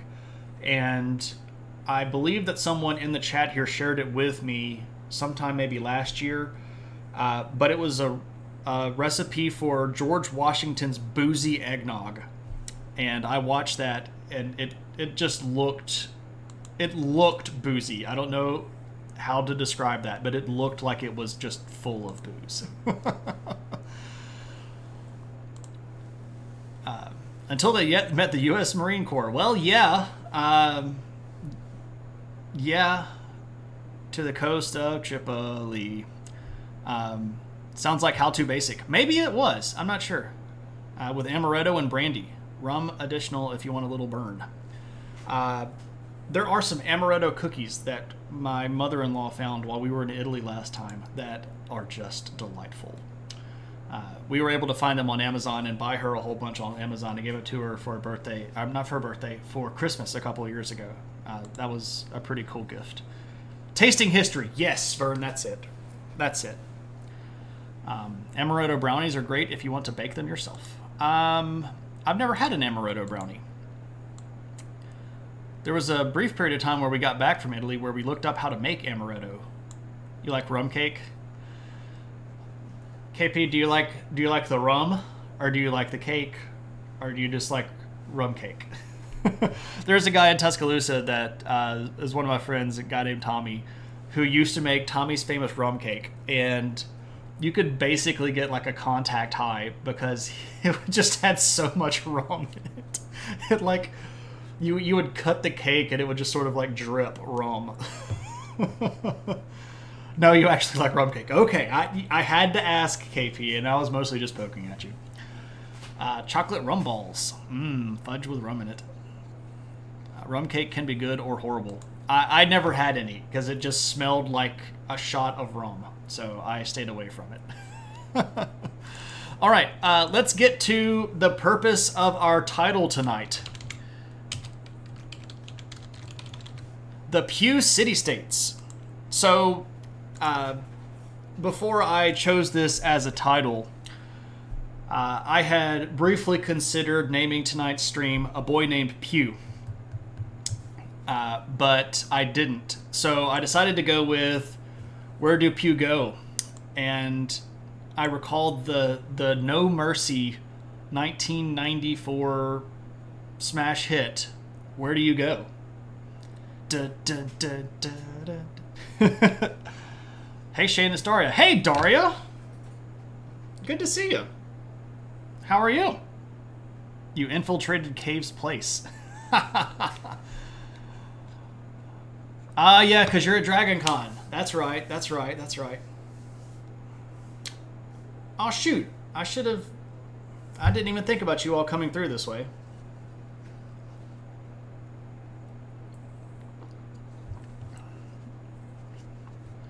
Just finished setting up at Dragon Con. Ah, yes. Dragon Con. Well, I hope that everybody that is at Dragon Con is, number 1, safe, number 2, smart, and number 3, leaves rich. In that order. I wish you all the absolute best and the best of health possible. Safe, smart, rich, your new motto. It's not a bad one to go with. It's not a bad one to go with, right? Okay, so where are the Pew city-states? Where do Pew go? I want to know, my lovely. If we're looking at this country right here, this country in the modern world is Myanmar. Ancient world, or even earlier in the period of times of most of our lives, you might refer to as Burma. And if you are a Seinfeld fan, you'll know that Jay Peterman runs off to Burma. And then there's a sort of a running gag of, he went to Myanmar, and then go, isn't that Burma? But I don't know how many of you are Seinfeld fans. I'm a giant Seinfeld fan. But you'll notice that right here in the middle of the area, you have this big geographic ravine. And you have this really big river system that runs right through the middle here of Myanmar. Well, it just so happens that in the ancient world, there is a system of city-states that are referred to as the Pew city-states that develop in this region during this particular period of time. And these are pretty big deals because they're going to be fairly sizable by the time that we're talking about in contemporary world, so about the 3rd century AD or CE. These are big cities that have humongous populations. They're going to have villages established in this region by about 2000. They're going to end up building big walls around their cities. They're going to develop bronze by about 1500, iron by about 500. They're going to bring in Buddhism and all that stuff from India as well. They're actually going to forge a cross-land trading network with China about 120. So this region right here is pretty rugged. Like you can tell, there's a lot of stuff going on in this area. It is not easy to move through this area, and yet they build themselves a trade route that links them into the wider Chinese world about 120 BC. And these Pew city-states are going to become pretty wealthy and pretty interesting stuff. If you can only have 2 of those. If not, we get boozy eggnog recipe. Safe and rich it is. Who cares about smart? Only artists have a chance to leave rich from Artist Alley. There we are. You're watching the World War II in real time, and they're dealing with Burma now. Yeah, so World War II actually has a lot of action down in Burma. There's a lot of stuff going on in Southeast Asia during World War II, and a lot of people really don't know that much about what's going on down there. But the Japanese invade most of this region, and the Japanese at several times tried to invade India, especially right towards the end of the war. They launch a really big attack from Burma into India that is ultimately not able to be very fruitful for them, but it's still pretty dangerous. The British forces in India and the continental forces in India are going to be pretty stout fighters and push the Japanese out. But yeah, that region was also sort of strategically important because one of the ways that the United States and other allies smuggled supplies into free China was a road that ran through this region of Southeast Asia. So there we go. And I know that was just a whole big thing that sort of ran off into rabbit world, but hey, it's pertinent and it's interesting. The urban sombrero was the result of this. Also, Netflix just picked up the remaster of the whole series. And I don't have Netflix anymore, but it's okay because I have all the DVDs and I can watch it whenever I want to. Also, our last mod, Mac in the Lab Coat, is Kramer. Yeah. Well, see, here's the thing. I have this working theory, and I don't know how many people are Seinfeld fans, but I'm just going to indulge myself here for just a second anyway. I have this theory that any group of friends can simultaneously be multiple incarnations of the four main characters from Seinfeld. So this is Jerry, Kramer, George, and Elaine. And at any given point, you can be any of these characters based on what group of people that you're in. So if we're looking at KP, me, and Mac in a lab coat, Mac is very much Kramer. And I'm probably the George in that situation, and KP is Jerry. But in different groups, I'm the Jerry. And in at least one group, I'm the Elaine. Right? You're the Jerry in our normal... I mean, are you the Elaine? I'm pretty clearly the George in that scenario. Are you claiming the George? In every group, I'm the Kramer.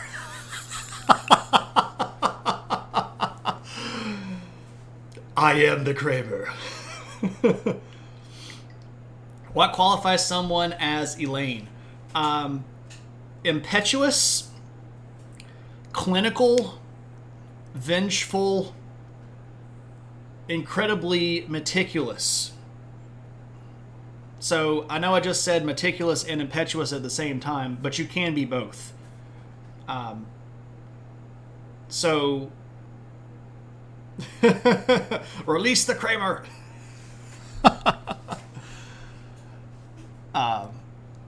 You hadn't thought about the greater dynamic? Yeah, I mean, he's got to be the Kramer. So Mac has to be the Kramer in our group.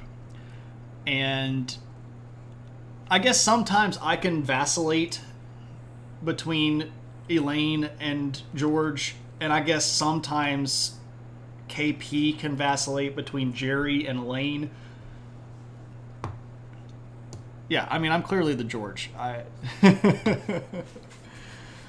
Anyway, so there's my theory, and now you can sit around with your friend groups and figure out who is the who.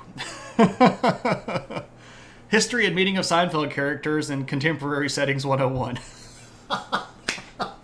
I would totally teach that class if I could get away with it. I would totally teach that class. They would never let me, but I totally would. I would totally do that if I could get away with it. All right, let's look at a map. So here are our Pew city-states. And I would be honest and say that I was going to type all of them out, but I'm not going to type all of them out. I will point out that this one right here, Sri Kshetra, is one of the largest ones. Magadmal and Banaka are also particularly large. Beit Kano is one of the first that becomes particularly important. And a lot of these still have remains that you can go visit today. And just recently, in the last 4 or 5 years or so, the UNESCO organization has designated the remains of several of these big Pew city-states to be international heritage sites. So that brings with it an amazing amount of notoriety, and it also means that Myanmar is currently putting a lot more money into preserving these sites and making them available to tourists. I would have wanted to go there anyway, but of course now I really, really want to go. They can't say yes if you don't ask. And Batbird, hey, how's it going? Good to see you, my friend. All right, so we've got stuff in Thailand. We've got stuff in, we've got stuff all over the place now. So you have watched maybe less than 10 episodes of Seinfeld, but you would totally sign up for that. It's a good show. It's one of my favorite shows. It should be part of Shane's podcast. Shane talks about seemingly random stuff. you joke, Vern, but for years, Mac and KP and I have been sort of batting around this idea where we do a podcast where we literally just talk about random stuff. Because we get into some of the most bizarre, random discussions.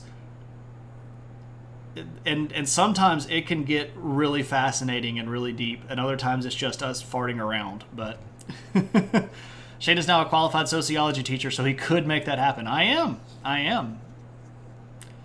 I could do that. I would go back and rewatch Seinfeld if I didn't develop a hatred for Jerry Seinfeld. Oh, alas. Alas.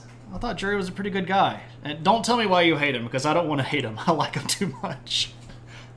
All right.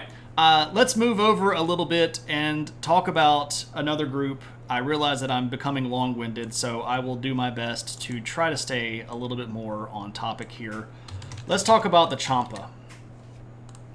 All right, who are the Champa? Well, to begin with, we're going to have to do a little bit of a background of a primer on Vietnam. So the region that we're talking about here is mostly divided into two parts. There's one big part up here called Da Viet, and then there's another part that sort of runs down the coastal region right here. Now, the modern-day country, of course, encompasses both of those. So this is the modern-day country of Vietnam right here. Let me zoom out a little bit. So this river valley here and the coastal part of this area are part of ancient Vietnam. And in this region, you're going to find a group of people that are called the Champa. Tony Champa? No, not the... Get to the Champa. Ah, that would have been a great title for tonight. That would have been a great title. I'll have to remember that one, because we'll eventually come back to Southeastern Asia when they're really big kingdoms in the AD period, and they'll have all sorts of stuff, and I'll remember that one, because that's quite good. That's really quite good. We are the Champa, my friends. Indeed. Did I get anybody with Where Do You Go? Anybody remember that? Where do you go, my lovely... Anybody remember that? I don't know. Might be a little bit after some of you all's time. It was a pretty big deal when I was a kid. It caught with KP and Mac in a lab coat, so I feel like I was onto something there. So, okay, Champa. Vietnam is a pretty interesting region. It had begun its establishment stuff around the 200s BC. They're going to get invaded by this big warlord called Shi Huangti, who is the first actual emperor of China. And they're going to be formed into a group, or a kingdom, if you will, that initially gets called Nanwei. And that kingdom of the Nanwei is going to get taken over by this guy. And I apologize that I have a really bad image. This is really the only image that is old that I could find of him. This guy's name is Zhao Tuo, and he is a Chinese warlord that was initially sent down to this area to take it over, but ends up not only taking it over, but also decides, you know what, I like this place, I'll just make it my own, and turns the northern part of Vietnam into its own kingdom called Nanwei. And that's going to remain in mostly his family's hands for about the next couple hundred years. And it's not really going to be until we get over into the AD period during the Han Dynasty that China gets back down and takes the area over. We have talked several times now about the most powerful of the Han emperors. This guy named Wu Di. This is Han Wu Di. If you'll remember, he has the cool hat with the "you can't see me" shades. Yeah, his hat is a table, indeed. So Han Wu Di is a really important leader. He is the most powerful Han emperor. He is going to come back down and end the kingdom of Nanwei and basically turn it back into a Chinese province. And the Viet people are not going to be happy with this. They just don't care for that at all. You remember it? Thanks, Vern. You were born in 91. Not sure how far ahead of you that was. It was about 4 years after you were born, so he looks like a character in a manga. And I did it Nanway. No, that's I want it that way. And I did it Nanway. That's I did it my way. I'm with you. I'm with you, Moose. Maybe the woodblock style. That's a little bit later, and it could actually be a woodblock. It's important to be multi-purpose. Muad'Dib. Shai Hulud. Indeed. The spice must flow. The spice must flow. That hat protects him from the flying guillotine. Yeah, indeed. Not Muad'Dib. His name is Han Wu-Di. Han Wu-Di is going to take that area back over, incorporate it into larger China, and the native Viet people are going to try to rebel against him all the time. There was a rebellion in 40, there was a rebellion in 43.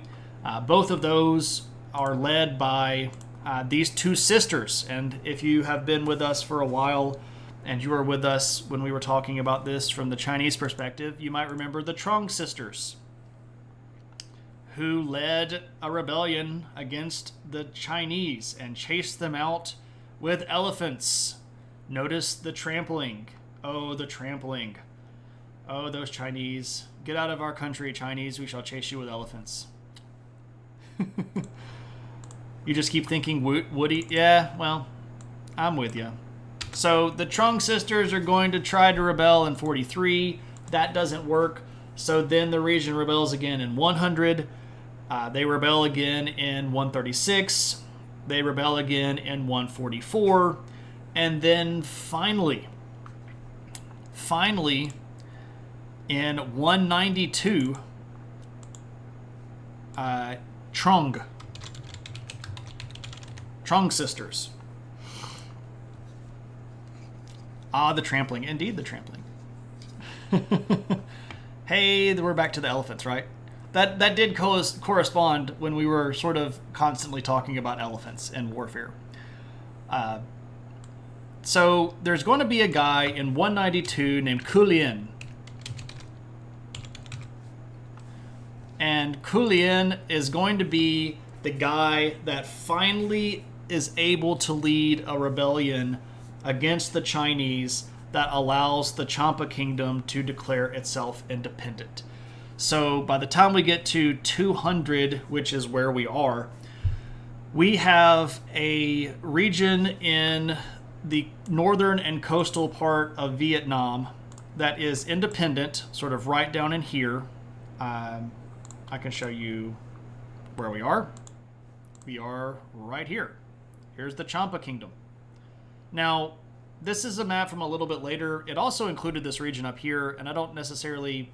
It's really hard to find pictures, good pictures from Southeast Asia. Like, at the moment that we're talking, the Chinla aren't even around. They don't even show up to like the 500s AD, but this is the only one that I could find that was a good picture of the Champa. I apologize. Finding maps is not easy. I really should figure out how to make maps of my own. I really need to figure out if there's a good program that I can use to sort of shade in areas of Google Earth and then take screen grabs of it and make my own maps. That would save me a lot of time in certain instances, and it would also make sure that I'm being more accurate. So I do apologize that sometimes my photos are not necessarily on topic or on point. They're the best sisters. Everyone's always telling me that. Oh, okay. They're the best sisters. Everybody's always saying they're the best sisters. They have elephants. Who doesn't like elephants? Elephants are big. They're gray. They have all sorts of power. They're hard to beat. You can't really argue with elephants. They just step on you. Chung sisters, they try to push out the Chinese. The Chinese are so bad. China's always bad. It's easy to win wars with them. You just fight them, and there we go. Yeah. So there you go, Moose. If that's what you were fishing for, you are welcome. All right, so Kulien is going to set up a kingdom for the Champa. And they are going to be thorns in the side of the Chinese for the entire duration of this century. So from 200 to 300, the kingdom of the Champa is going to be almost constantly raiding the southern borders of China. And this causes the Han Dynasty so much trouble. And then when the Chinese collapse, well, guess what? All of these kingdoms down here are just going to have a field day. How about historicalmapchart.net? I've never heard of this place.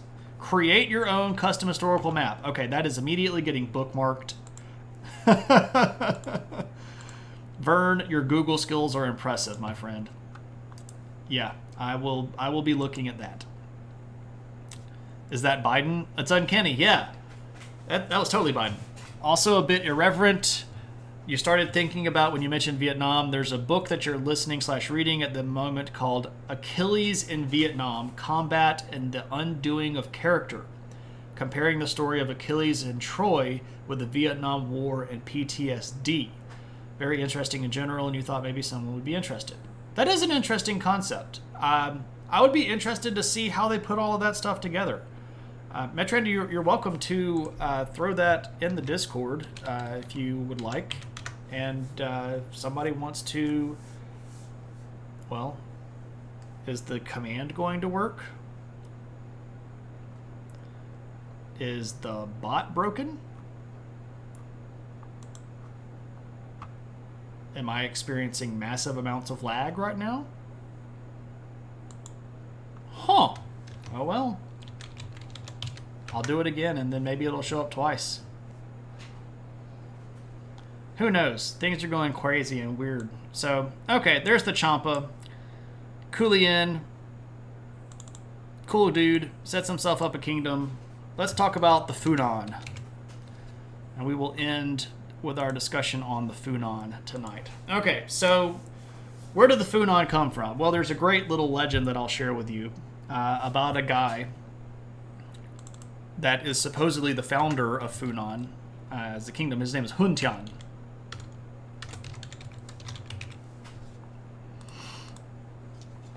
Working with the story of Achilles and the story of someone with PTSD and the bad sides of war, drawing the interesting comparisons with interviews from Vietnam vets and therapy for PTSD. Huh. I would have never thought to make that comparison, but that doesn't mean it's not valid, you know. Just because I hadn't thought of it doesn't mean that it's not cool. All right. So the Funan origin story goes like this. So there's this guy named Hun Tian, and he has this vision where the gods sort of give him, well, some versions it's the gods, some version he finds a magic genie, and the genie gives him this magical bow. But he ends up getting on a boat, and he ends up floating down to Southeastern Asia, and kind of crashing on the shore down here in what is modern-day Cambodia and Thailand. And when he crashes, he and his comrades are set upon by the local queen. And the queen's name is Queen Soma. And this is a statue of Queen Soma. You can see here that there's already quite a bit of both Buddhist and Hindu influence with what we've got going here in the artwork. But here we go, Queen Soma. I mean, her name itself, Soma, is of course pretty clearly referring to Soma from Hindu legend.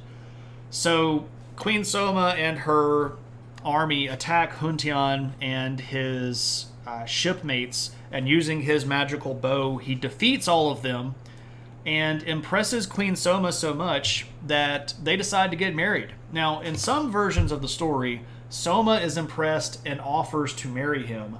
And in other versions of the story, Hun Tian is such a great warrior that he defeats them and then claims her as his bride.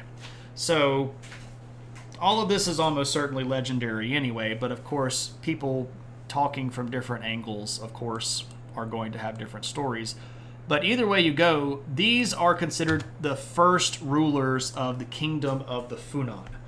And When this happened, of course, is really sketchy. We know that by about 400 BC or BCE, this area had villages and towns, but they're not necessarily unified. They're not in a state.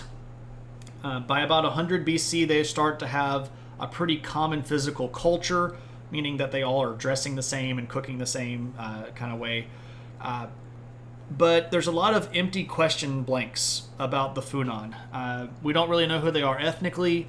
There's a lot of different ideas. Some people say that they're Champa. Some people say that they're Khmer. Some people say that the Funan kingdom was actually a mix of a whole bunch of different ethnic groups. There doesn't appear to be any sort of central authority for quite some time. But we do know that by about 200 CE, or right around the time that we're talking about, that they started raiding China with the Champa. So we just talked about Champa setting themselves up a kingdom and raiding into China. The Funan are going to participate in these raids as well. So they clearly have some form of at least loose governmental structure, because you're not going to get armies without some form of command. And it's likely that these were more organized than just kind of like war parties. It's probable that these were maybe small city-states to small kingdoms that had leaders that could marshal armies and go off into China looking for loot.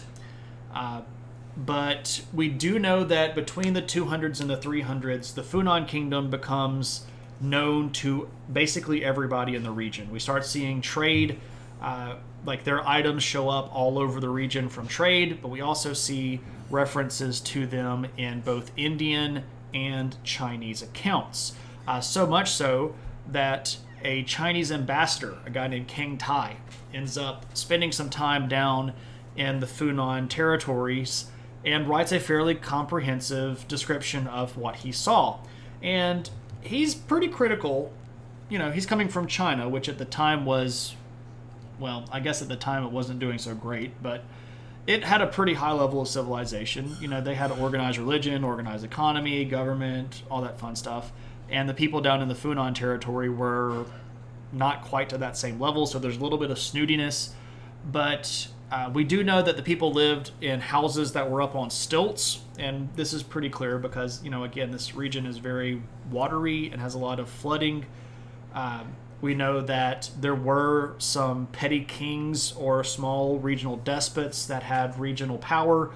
And we also know that they were pretty good musicians, because at one point there are some Funan musicians that managed to make their way up to China, and they play for the Chinese emperor. And it turns out that these people are so good, the Chinese emperor is like, hey, you all have to kind of stay here, and you all have to teach all of our people how to play music like you. So there's actually, according to the history books, we don't know if this is actually a thing or not, according to what the Chinese said, the emperor was so impressed with their music from the Funan region that they opened up a school where, like down in the southern part of China, where they actually taught this type of music. So pretty good stuff. Shared in stream chat. Oh yeah, that's good. You're fine. Cool stuff. So there's the Funan. So at this point, we have kingdoms all over the place in Southeast Asia. We have people down here in Indonesia. We have our Philippines culture getting kicked off. We've got our Pew cities over here in Myanmar. We've got the Funan here in what is Cambodia and Thailand. We've got the Champa and the Da Viet over here. Southeast Asia is on the map now. By the time we get to this 3rd century, they're plugged into the wider world. And it's gonna just get bigger for them. And we'll come back and talk about these people, quite a bit as we go on through the rest of our topics. So that is going to wrap me up. But as always, that doesn't mean that we have to end. If you all have questions about any of this stuff, you're welcome to ask. If you have any points that you'd like to redeem for anything cool in the Adventure Point realm, you're welcome to do so. If anybody just wants to chat about anything in particular, you are welcome to do so. I'm going to take a little bit of an opportunity to see Who else might be streaming? Ah, yes, links to resources. I apologize, and thank you for reminding me for that. So one of the things that I do, I use, and what's in the news. So I can actually kind of combine these a little bit. So inside of Google News, if you have a Gmail account, you can set up alerts for certain words and headlines, and you can set up alerts for certain topics. If somebody puts a like some topic data in their article, it can trigger these. So I have alerts built for a lot of stuff. I have alerts built for history. I have alerts built for archaeology. I have alerts built for anthropology. And then I have some more sort of delineated ones that I keep up with. For example, I have one for Kashmir. And what's in the news, I'm going to talk about Kashmir. Kashmir, of course, is a region that, if I get myself onto the map, is a disputed territory here in the northern region of Pakistan and India, basically this whole region right here. So as of yesterday or last night, there was a death in one of the leading Kashmir separatists. So Kashmir is currently controlled partially by India, partially by China, and partially by Pakistan. They had been promised to receive their independence when the British left. The British did not give them their independence. And since then, India and Pakistan especially have been arguing over who gets to control Kashmir. There are a lot of people inside of Kashmir, especially in the India part of Kashmir, that want to be independent. And either last night or this morning, depending on where we are on the date line, this guy named Syed Ali Shah Gilani, who was one of the heads of the separatist movement within Kashmir, died. And he was an old dude, and he had a whole bunch of health problems. So, like, he was in his 90s, and he had kidney disease, so he's in bad shape already. But when he died, India shut down basically all of Kashmir. They cut off their internet access. They cut off their border crossing spots, and they did this because they don't want the people in Kashmir to turn Gilani into some sort of martyr for the cause. They basically don't want everybody using this guy's death as a moment to turn him into a martyr for independent Kashmir and use this as a rallying cry to sort of bring up the Kashmiri independence movement. But this is actually part of a larger problem that's been going on inside Kashmir now. The tensions in the region have been pretty high for about the last 3 years.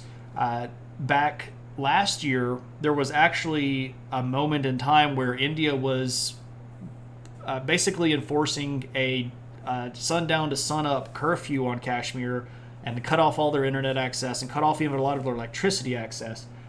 And we're basically holding Kashmir under military occupation. And there has been a lot of international outcry over how India has treated Kashmir, and a lot of people don't know very much about it. A lot of people think, hey, it's that song that the Led Zeppelin band played about. But Kashmir, it's kind of near and dear to my heart. I've never been there. I don't know anybody from the region. Why is there so much conflict around Kashmir? Is it really just the sweaters? So it's the sweaters are spelled differently. The region is spelled like this. So the big thing has to do initially, way back in history, the reason that this area is important is because it is the headwaters of a lot of the rivers in this area. So if you control this region, you literally control the source of water for a lot of this stuff kind of down in here. So Kashmir is correct if you're spelling the fabric, but the region is spelled this way.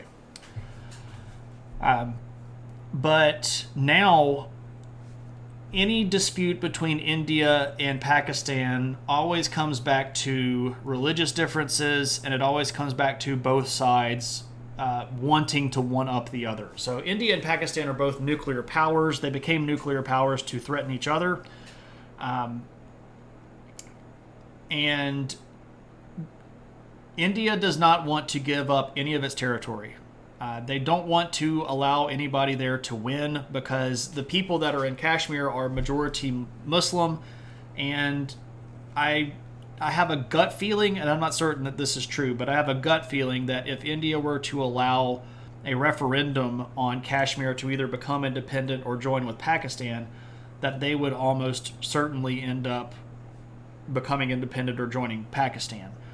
The people that are in Kashmir tend to have more ethnically and linguistically and religiously in common with people from Pakistan. And this goes back to post-colonialism when the British were messing around and cramming a whole bunch of people together in countries that were never really supposed to be crammed together. The Kashmiri people are not necessarily numerous in population, but they do have historically a lot of important trade goods. If you've ever had... oh, crud, I'm losing my mind. Saffron. The spice saffron. The majority of saffron in the world that gets traded comes from Kashmir. So it's got some pretty important exports. It's got some mining that's important, but mostly it's the water issue and the fact that India and Pakistan both want it, and neither side wants the other side to win.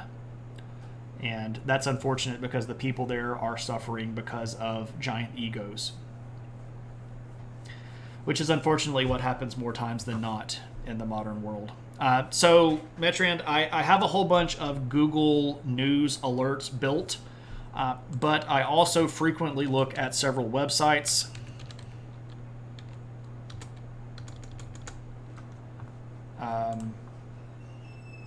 Let me see if I can...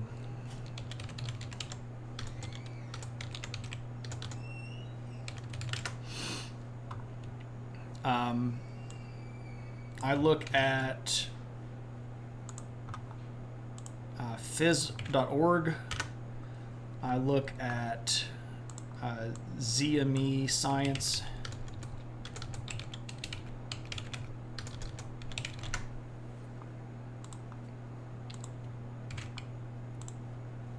Whoop, what did I do here?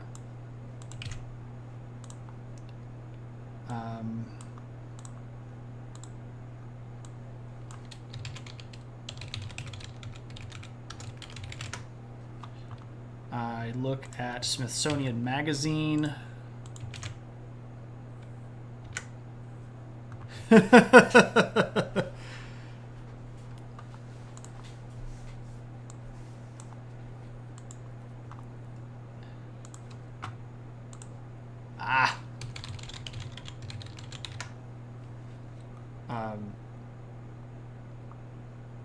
And when I get into the need to start looking for stuff, I tend to start at this website. Fordham University, Fordham University has been on the forefront of historical websites for decades. Fordham University got on board with the internet back in the early 2000s, and they have been blowing it up since then. That website that I linked to there is absolutely invaluable.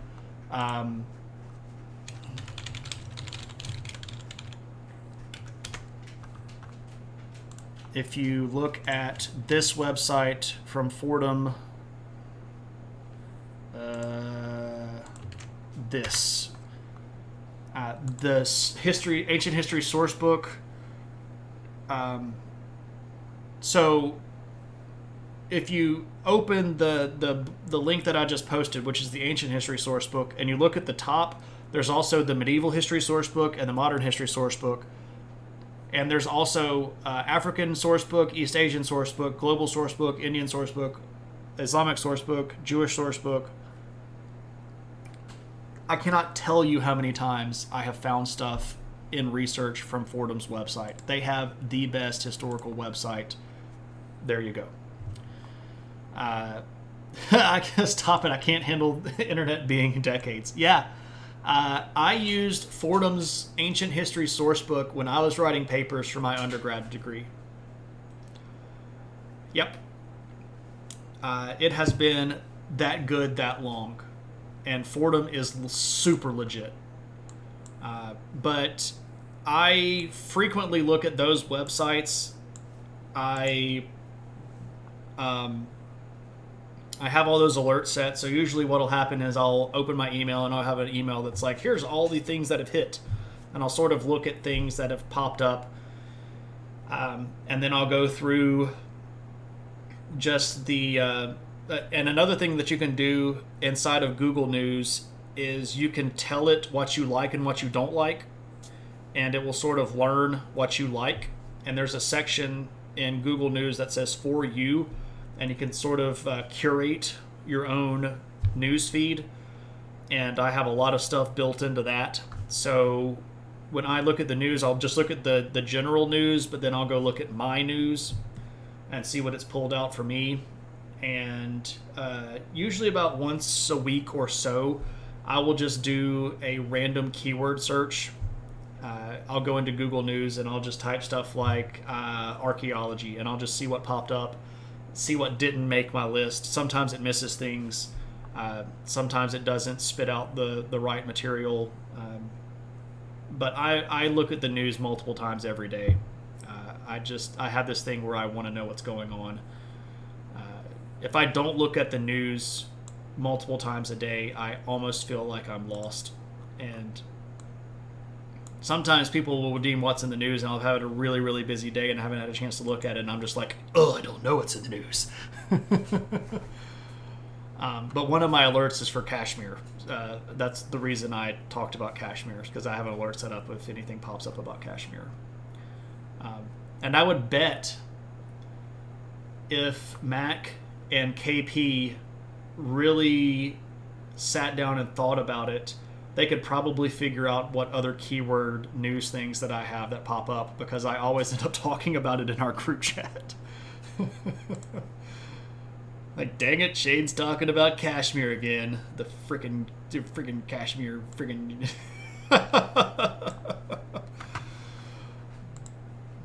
Ignorance is bliss. Yeah. All right, ladies and gents. Anything else? Otherwise, I think we're about to wrap up. Let me go see who else might be streaming. I'm going to go look at Knowledge Fellowship and see who's live on Knowledge Fellowship. I want to try to raid some more people that are teachy people like I am.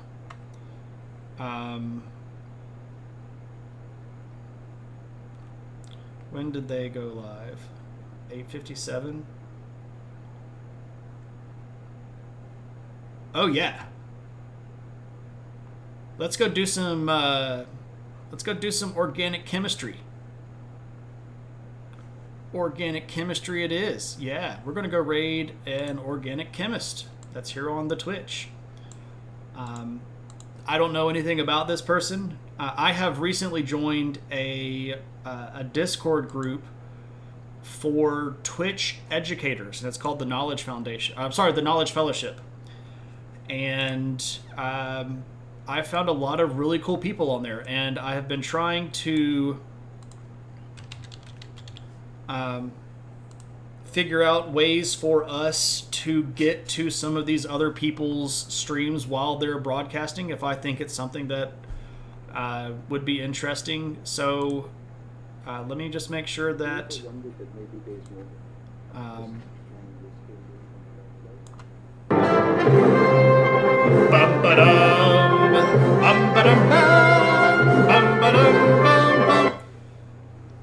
Corey Molahan, thank you so much for the follow, and welcome to the adventure. Yeah. VP Harris as a streamer. Oh wow, that's a. Let me think about this. Let me mute this so that I can get my Kamala Harris voice. Let me.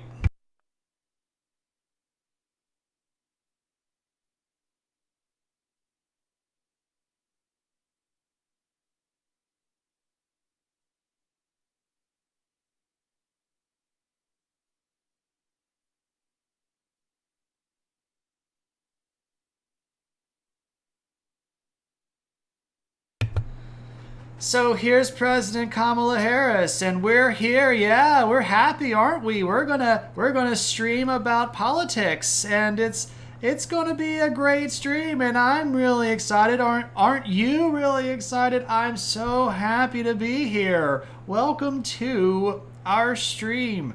Yeah, we're here talking about corn and how we have to suck up to the corn lobby because it's the only way to win in Iowa. Yeah. So there's Kamala Harris as a Twitch streamer. You didn't hear all of that, did you? I thought I had my mic on mute. If you didn't, it was just me saying my fellow Americans a lot of times until I got to a Kamala Harris voice. That was not the best Kamala Harris voice, but it wasn't bad. It was not a bad Kamala Harris voice. Gonna try to text the next one. Yeah, Kevin McCarthy, he's a... Yeah. Okay, well, I won't put the opinion hat on. Kevin McCarthy is yelling at Democrats for doing the same thing that he would have done if he were in charge and it were the Republicans investigating the Democrats. It's a massive case of hypocrisy. But American politics and hypocrisy are sort of redundant if you use them in the same sentence, so there we go. You like watching AOC when she streams, but she hasn't in a long time. I haven't ever watched her stream before, so I'm not sure what's going on with AOC streams. I know at one point she was playing Among Us, which I think is, I guess, kind of cool. Yeah, so we are going to go raid Gathwagel.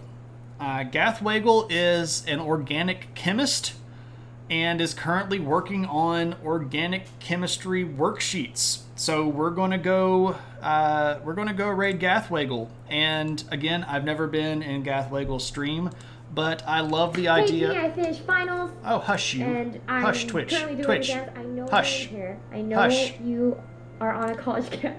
Hush, go away. So we're going to go hang out. We're going to learn some organic chemistry. Show some love to Gathwagel when you get there. Our battle cry, as always, is adventure. And if you can throw lots of exclamation marks behind adventure, and then share some of those lovely adventure hat emotes if you got them. Yeah, so we're going to go raid Gathwagel, and thank you all so much for hanging out. The next time I am definitely going to stream is this coming Tuesday. We'll be talking about the history of Israel as a modern state, part 2. Sometime between now and then, I will be doing a History of Middle Earth stream, so please do keep an eyeball on the Discord to see when that's going to happen. I can't say for right now. We've got a lot of stuff going on, but it will happen sometime in the next few days, so keep an eyeball open. Otherwise, thank you all so very much. Have a great one, and I'll see you around.